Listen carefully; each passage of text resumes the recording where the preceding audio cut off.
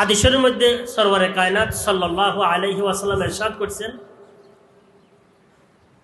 যে নাকি তার দৃষ্টি হারাম স্থানে পড়ার আশঙ্কা হয়েছে,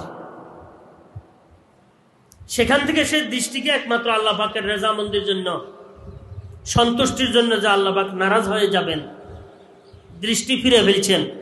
আহাদাসাল্লাহু ইবাদাতান ইয়াজিদু হালাওয়াতাহা, আল্লাহ পাক তার পুরস্কার কি, এমন একটি ইবাদত তাকে আল্লাহ পাক দান করবেন যে ইবাদতের লজ্জত সে অনুভব করতে পারবে, ঈমানি লজ্জত। কোনো সময় পরীক্ষা করি দেখিয়েন যে আমি যদি আল্লাহ পাকের সন্তুষ্টি অর্জনের জন্য কোনো একটি গুনাহ থেকে যদি আমি বিরত থাকি, কেউ জানে না, আমি জানি, আমার আল্লাহ জানে, তো দেখবেন অনিচ্ছাকৃতভাবে মুখ দিয়ে আল্লাহ বের হয়ে যাবে। এটা একদম নগদ, মুখ দিয়ে আল্লাহ বের হয়ে যাবে। বড় একটি কি ঢেউ দিলের মধ্যে কি এসে যাবে। আল্লাহ পাক আমাদেরকে জাহেরি বাতিনি সব ধরনের গুনাহগুলা থেকে হেফাজত করেন।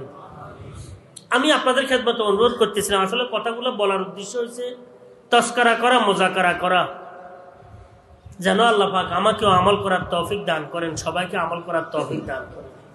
আমল করাটাই হচ্ছে আসল জিনিস।